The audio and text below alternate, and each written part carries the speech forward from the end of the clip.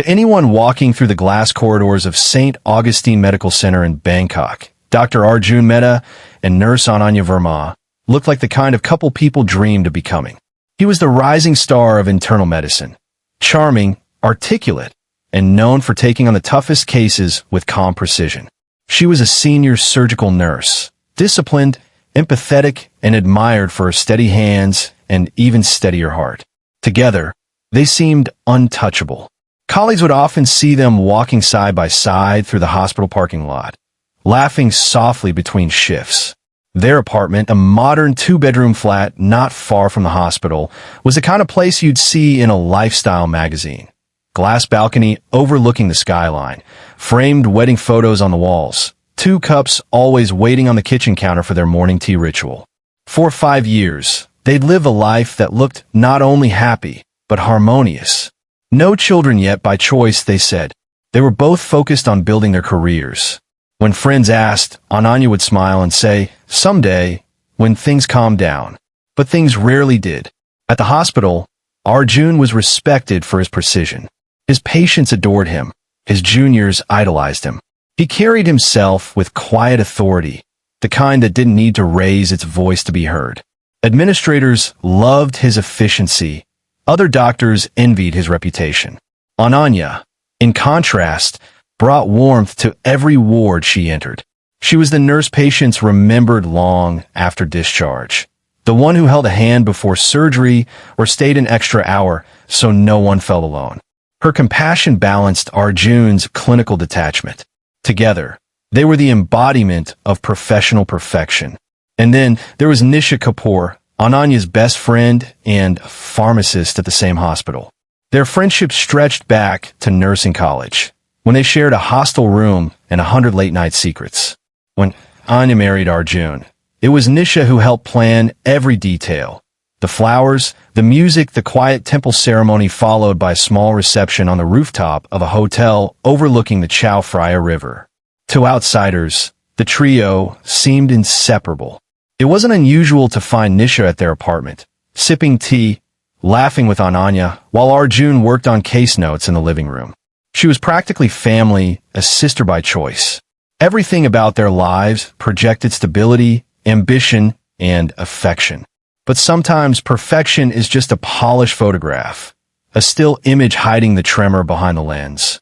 Beneath the quiet routines and polite smiles, something had begun to shift. Ananya noticed it first in small ways. A change in Arjun's tone when he spoke to her, the way he avoided eye contact after long shifts, the silences that stretched a little too long at dinner. When she asked if something was wrong, he'd smile faintly and say, "You worry too much." In a hospital, people learn to mask exhaustion, to hide stress behind a practiced expression. Ananya thought that's all it was: fatigue, overwork, the strain of saving lives every day. But as she watched him walk out the door one rainy evening, she couldn't shake the feeling that someone, was quietly coming between them. For now, though, to the world outside, they remained the perfect couple everyone envied. 2 healers bound by love, success, and trust. They had no idea that trust would soon be the first thing to die. The monsoon came early that year.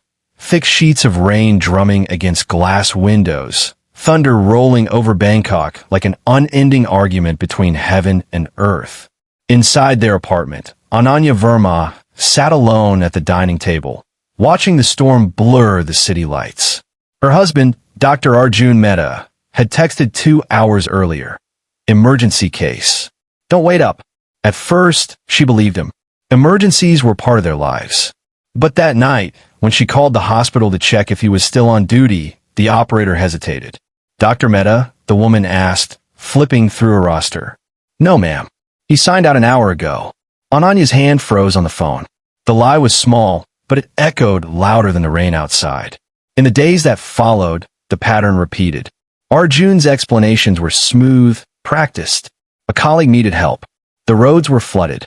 He stopped for coffee. He said everything except the truth. He'd changed cologne, too, a faint, musky scent she didn't recognize. When she asked about it, he laughed it off, saying it was a gift from a pharmaceutical rep. To anyone else, these might have been forgettable details.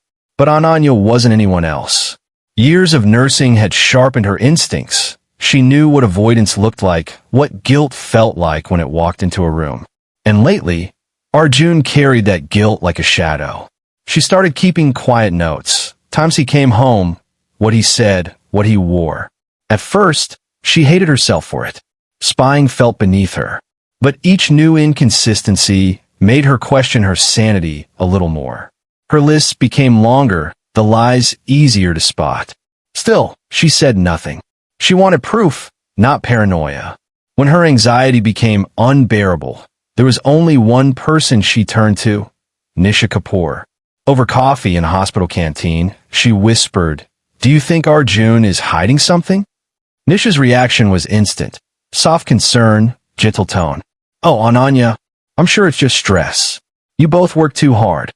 She reached across the table and squeezed her friend's hand. "Don't torture yourself with what-ifs.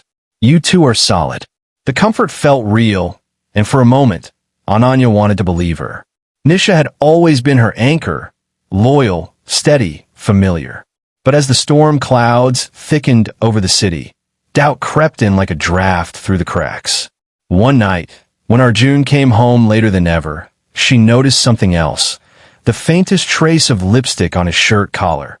Not bright enough to accuse, but impossible to ignore. He claimed it was from a patient's mother, grateful after a surgery. The explanation was absurd, yet he said it with such confidence that for a moment, she doubted her own eyes. That night, she didn't cry. She simply sat by the window, the rain whispering against the glass, her notebook open beside her. Page after page of dates and times stared back at her, evidence she didn't yet know how to confront. From the outside, they still looked perfect, but in the quiet hours, while thunder rolled across the city, Ananya realized something chilling. The man she slept beside every night no longer felt like her husband. He was a stranger wearing his face. And soon, the storm outside would find its echo inside their home. The migraine had come out of nowhere that Thursday morning, sharp, pulsing, and merciless. By noon, Ananya Verma could barely stand beneath the fluorescent lights of the operating ward. The matron insisted she go home and rest. She nodded, grateful, and took the service exit at the back of St. Augustine Medical Center, hoping to avoid the usual bustle of the main corridor. The lane behind the hospital was narrow, lined with dripping trees and the soft hum of idling engines. It was there, between the sound of rain and distant traffic, that Ananya saw it. Arjun's car. At first, it barely registered. His silver sedan was parked awkwardly near the side gate, windshield wipers moving rhythmically. She thought he must have stopped by to check on her. Maybe fate had offered them a quiet moment to reconnect. She took a step forward, ready to wave. Then she froze. Through the fogged-up window, she saw Nisha Kapoor, her best friend, leaning across the console. Arjun's hand rested on her knee. Their faces drew close, then closer still, until there was no mistaking what she was seeing. The world around her blurred. The rain became white noise. Her body refused to move, but her mind began to scream. It lasted seconds, maybe less, but the image would brand itself in her memory forever. She turned away, heart hammering in her chest, and walked quickly toward the staff parking lot. Her hands trembled so violently she almost dropped her keys.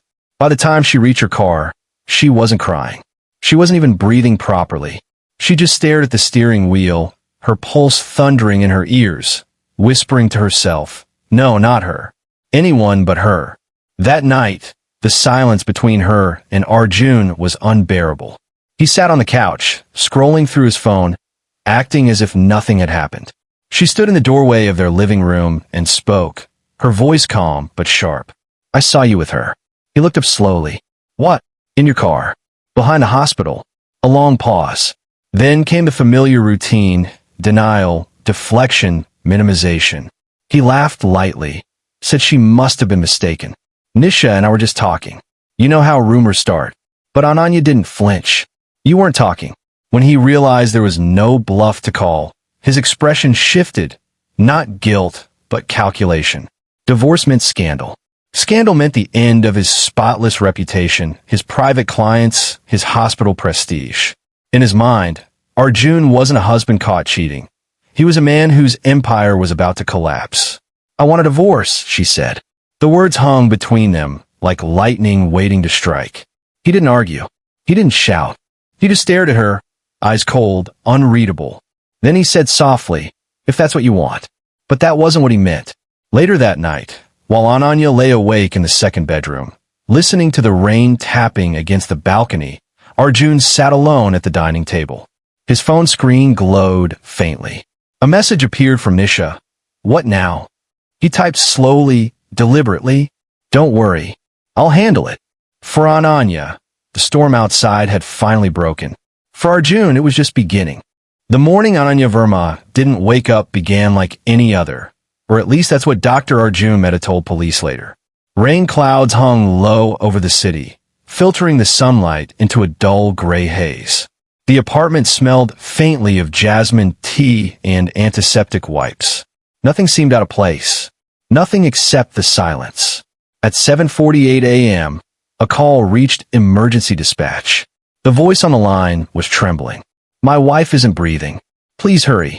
When the ambulance crew arrived at their high-rise flat, they found Ananya lying on the bed, her hands neatly folded, her body cool to the touch. The monitor confirmed what the paramedics already knew: no pulse, no respiration. Arjun sat beside her, red-eyed, murmuring, "She was fine last night. She said she was just tired." He refused to leave her side until they covered her with a white sheet. When a neighbor tried to hand him water, he waved it away, staring blankly at the floor. To anyone watching, he looked like a man whose world had just collapsed. The official cause of death came hours later: acute myocardial infarction, a sudden heart attack. It was shocking, but not impossible. 32 was young, yes, but stress could do strange things. Hospitals see it all the time. A senior pathologist even commented, "Unusual, but not unheard of." No one questioned it, except one person. Nurse Kavita Rao, Ananya's colleague and occasional confidant, couldn't shake the memory of a conversation just days earlier. They'd been changing out of their scrubs when Ananya said, quietly, "If something ever happens to me, suddenly, don't believe it's random." Kavita had laughed at the time, assuming it was marital tension talking. But now, standing in the hallway outside the mortuary, that line felt like a warning. She tried to brush it off. After all, who was she to question a doctor's wife dying of natural causes? But small details gnawed at her. The speed of the cremation, the missing family signatures, how Arjun insisted everything be done the same evening. Ananya's parents hadn't even arrived from Pune yet. By the time they stepped off the overnight train, their daughter's ashes were already scattered. In the following days, life inside the hospital resumed its rhythm, but whispers began to ripple through the wards. Some said stress had killed her. Others, in hushed tones, wondered why Dr. Mehta seemed almost too composed. He returned to work within a week, wearing muted colors, thanking colleagues for their condolences. He even started a charity fund in Ananya's name, a gesture that earned him praise, sympathy, and headlines. But to those who looked closely, his grief felt rehearsed. Nurse Kavita couldn't ignore the unease any longer. Quietly, she approached the hospital's medical legal consultant, asking if the toxicology report from Ananya's autopsy had been finalized. When told it was still pending, she made a formal request for a secondary review, just to make sure the results were clean. Her colleagues warned her to stay out of it. "You'll only get in trouble," they said. But she couldn't. Something about this death refused to sit right. And as fate would have it, the results from that second review would soon confirm what her instincts already knew. Ananya hadn't died in her sleep. She'd been put to sleep permanently. It began as a routine review, the kind of paperwork that usually sat in a hospital file, unseen and unquestioned. But 3 days after Ananya Verma's cremation, a newly transferred forensic pathologist decided to take one more look at her toxicology report. At first glance, everything looked normal. No alcohol, no sedatives, no trace of barbiturates or opiates. But one entry stood out: elevated potassium chloride levels. On its own, that wasn't necessarily strange. Potassium levels can rise after death due to natural cell breakdown. Yet, in this case, the spike didn't fit the pattern. It was too high, too precise. It looked introduced. In medical terms, potassium chloride is both a savior and a killer. In controlled doses, it can stabilize an irregular heartbeat. But injected directly, especially into someone asleep, it stops the heart almost instantly, leaving no obvious mark. It's the same compound used in lethal injection protocols across the world. The forensic officer flagged the report as suspicious, possible induced cardiac arrest, and forwarded it to the police. Within 24 hours, an official investigation was quietly reopened. Back at St. Augustine Medical Center, Dr. Arjun Mehta continued to play the role of grieving widower flawlessly. He attended shifts, spoke softly about coping through work, and even organized a hospital donation drive in Ananya's memory. Staff praised his strength. Administrators commended his professionalism. But the few who had watched him closely whispered that his grief seemed rehearsed. Then came the discovery that changed everything. During an audit of the hospital's pharmacy inventory, a staff member noticed an inconsistency. One vial of potassium chloride, a restricted drug, had been signed out 3 nights before Ananya's death. The signature didn't belong to Dr. Mehta. It belonged to Nisha Kapoor, a pharmacist who rarely accessed that section of the medical supply room. When questioned casually, Nisha shrugged it off. "Must be a logging error," she said, forcing a smile. But her hands trembled as she passed the clipboard back. Investigators checked the hospital's internal security system. Most of the cameras in the pharmacy hallways didn't record audio, just grainy, time-stamped footage. But one maintenance camera near the restricted drug room had caught something unusual. At 12:14 a.m. on the same night that vial went missing, Dr. Mehta entered the secured area using his ID badge. He stayed for 8 minutes. He had no emergency patients that night. No log consults. No reason to be there at all. When the footage was cross-referenced with the drug checkout logs under Nisha's name, a timeline began to form. One that ended with Ananya's heart quietly stopping in her sleep. The next morning, detectives visited the hospital under the pretense of a regulatory check. They asked routine questions about medication access, patient safety, and shift rosters.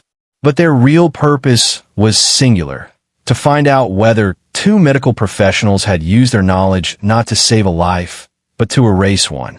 And for the first time, the mask of perfection that Arjun and Nisha had so carefully worn began to crack. Soon, the whispers that had haunted the hospital corridors would turn into a full-scale investigation, and the truth behind Ananya's death would prove far darker than anyone imagined. The police didn't storm the hospital. They didn't drag anyone out in handcuffs. They moved quietly, dressed like visitors, their questions disguised as routine compliance checks. But beneath that calm surface, Detective Arun Bhatia and his team were piecing together a timeline that pointed unmistakably toward 2 people: Dr. Arjun Mehta and pharmacist Nisha Kapoor. The evidence was subtle but sharp.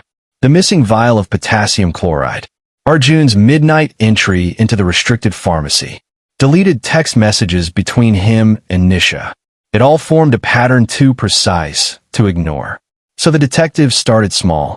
They called Nisha in for a follow-up interview, presenting it as a procedural conversation about hospital protocol. She arrived looking pale but composed, her white lab coat pressed, hair neatly tied. To the casual observer, she was calm. But the officers in the room could see her pulse jumping in her neck. Detective Bhatia began gently. "You worked closely with Nurse Verma, didn't you?" "Yes," Nisha said quietly. "She was my friend. And with Dr. Mehta? Of course. We were all colleagues." The question stayed harmless at first. Hospital shifts, medicine logs, supply access. Nisha answered each one carefully. But then, Bhatia placed a printout on the table. A single line from the hospital's database. Medication, potassium chloride, checked out under Kapoor, Nisha. Time, 11:54 p.m. Her fingers twitched. "That must be a system error," she said quickly. "I never." He slid another photo across the table. The still frame from security footage. Arjun's face. The timestamp. His ID swipe. For the first time, Nisha's composure cracked. They didn't accuse her. Not yet. They let the silence stretch long enough for her to fill it. Eventually, she whispered. He said it was for a patient. He said he needed it urgently. Did you see the patient? Badia asked. Nisha shook her head, her voice small. No, I didn't ask. I just trusted him. The detectives exchanged glances. They knew they were close. Then came the final blow, the recovered text message. A single line retrieved from Nisha's deleted chat history. Are you sure this won't trace back to us? Sent the morning after Ananya's death. Her breath hitched. Where did you get that? When Badia didn't answer, the tears came, silent, uncontrollable. She covered her face with both hands, shaking. And then, slowly, the words began to spill out. She told them about the night of the murder. How Arjun had called her close to midnight. Voice trembling, but determined. Come here. I need you. She arrived at his apartment in a drizzle of rain, still in her scrubs. The front door was ajar. Inside, everything was too quiet. Ananya was on the bed. Nisha said, her voice breaking. She looked peaceful, but something was wrong. He was sitting beside her. He just said, it's done. She described how Arjun, ever the clinician, explained exactly what he'd done. An insulin syringe, a diluted dose of potassium chloride injected between the toes so no one would see the mark. Death within minutes, no struggle, no visible trauma. When she realized what he was saying, she froze. I wanted to scream, she said, but he told me to help him. He said it was too late now, and if I didn't, I'd go down with him. So she obeyed. She helped wipe the surfaces. She took the syringe wrapped in tissue and threw it down the medical waste chute at the hospital the next morning. She deleted their messages. She told herself it wasn't real, that maybe it had all been a nightmare. But nightmares fade. Evidence doesn't. When she finished, the room was silent. The officers didn't congratulate her, didn't comfort her. They just let her words hang there, heavy, final. Her confession filled in every missing piece the investigation needed. The method, the motive, the cover-up. And within hours, the man she'd once loved would find himself sitting in that same cold chair, staring down the truth he could no longer bury. He told me it would look natural, she whispered one last time. He was right, until now. By the time Dr. Arjun Mehta stepped into the courtroom, the man once admired for his grace and composure looked like a ghost wearing a lab coat. The same confidence that had once commanded operating rooms now sat hollow behind his eyes. The case of State versus Mehta and Kapoor had already drawn national attention. Two medical professionals accused of using their knowledge not to save life, but to end it. Rows of spectators filled the benches. Former colleagues sat in silence, some still unable to reconcile the kind, methodical doctor they had once admired with a man now facing a murder charge. Reporters whispered between camera clicks, waiting for the first crack to appear. Arjun's defense was straightforward. Deny everything, shift the blame, and paint Nisha Kapoor as a desperate, obsessive woman seeking revenge after a failed affair. His lawyer argued that the confession was coerced, that Nisha's statements were inconsistent, that there was no direct proof he administered the injection himself. But the prosecution had spent months assembling a timeline so meticulous, it read like a surgical procedure. First came the motive. Prosecutors detailed how Ananya had confronted her husband after discovering his affair and demanded a divorce. For a man whose reputation meant everything, exposure would have been catastrophic. His patients, his prestige, his private practice, gone. He couldn't afford scandal, the prosecutor told the court. So instead, he silenced the only person who could destroy his image. Then came the means. Medical experts took the stand, explaining in chilling detail how potassium chloride, when injected intravenously, disrupts the heart's rhythm within seconds. They described the telltale signs, the absence of external trauma, the impossibility of resuscitation, and the subtle chemical traces left behind. A senior toxicologist testified that the puncture mark, barely visible between the toes, was consistent with the use of an insulin syringe. It was deliberate, he said, a method known only to those trained to hide what they've done. Then came the evidence. The missing vial of potassium chloride logged under Nisha's name. Arjun's ID swipe recorded after midnight in a restricted area. Cell tower data placing both suspects at the same location in the early hours of Ananya's death. The recovered message, "Are you sure this won't trace back to us?" read aloud before a stunned courtroom. Nisha's voice shook as she took the stand. Tears streaked her face as she recounted the night she walked into the apartment and saw Ananya's lifeless body. She confessed to helping Arjun clean up, to destroying the syringe, to keeping silent out of fear and misguided love. "He told me she wanted to die," she said, her voice breaking. "But I knew that wasn't true. I just didn't want to lose him." Her cooperation earned her some sympathy, but not forgiveness. The prosecutor turned toward Arjun and said, "She's not your scapegoat anymore, doctor. She's your witness." When it was Arjun's turn to testify, he showed no emotion. He denied the affair, denied the murder, denied everything that couldn't be proven beyond doubt. But under cross-examination, his own arrogance betrayed him. Asked why he accessed the pharmacy after hours, he answered too quickly, too confidently. The jury noticed. After 6 weeks of testimony, the evidence left no room for interpretation. 2 medical professionals had conspired to end a woman's life and conceal it under the guise of peaceful death. As the prosecutor delivered his closing argument, his words cut through the courtroom like a scalpel. They were healers. They took an oath to preserve life. But when love turned to greed and betrayal, they used that oath as a weapon. They didn't just break trust, they dismantled it, molecule by molecule, heartbeat by heartbeat. The jurors sat in silence. Outside, the rain had started again. Inside, judgment was coming. The verdict came on a humid Friday afternoon, the kind of day when the air itself seemed to hold its breath. The courtroom was packed. Reporters, doctors, nurses, and members of the public who had followed every twist of the case.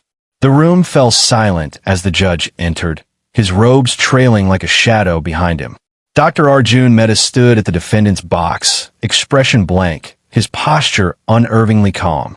Nisha Kapoor sat a few feet away, trembling, a folded tissue in her hands. They didn't look at each other. Whatever bond they once shared had long since curdled into silence and regret. When the clerk read the verdict, the words seemed to echo through the room. Under Section 302 of the Indian Penal Code, the court finds the accused, Dr. Arjun Mehta, guilty of murder. Arjun didn't blink. He didn't move. He simply lowered his gaze, his jaw tightening as if bracing for a blow. For the deliberate and premeditated killing of his wife, Nurse Ananya Verma, the sentence is life imprisonment, without the possibility of parole. Gasps filled the room. Reporters scrambled for notes. Behind them, a few of Arjun's former colleagues looked down at their shoes, unable to meet each other's eyes. Next came the sentencing for Nisha Kapoor, for aiding and abetting the destruction of evidence, and for criminal conspiracy under Sections 120B and 201. The court sentences the accused to 10 years imprisonment with no recommendation for early release. At those words, Nisha broke. She pressed the tissue to her face and wept. Not the performative tears of someone pleading for mercy, but the shattering sobs of a woman who finally realized the cost of loving the wrong man. In the front row, Ananya's parents sat side by side. Her mother, dressed in the cream-colored sari Ananya had once gifted her, clutched a framed photograph to her chest. Her father stared straight ahead, expression hard as stone. They had once called Arjun the son we never had. Now, they didn't look at him, not once. When the judge rose, declaring, "Justice is served," the courtroom erupted into sound. Papers rustling, cameras flashing, muffled voices colliding. But one sound cut through it all, the faint clink of handcuffs as Arjun Mehta was led away. In the weeks that followed, St. Augustine Medical Center tried to erase the stain. His name was scrubbed from directories, his photo removed from staff archives. An internal memo reminded employees of the hospital's zero-tolerance policy for unethical conduct. But the damage couldn't be undone. Patients began asking uneasy questions. Some refused treatment from anyone who had ever worked under Dr. Mehta's supervision. A month later, A small brass plaque appeared in the hospital chapel.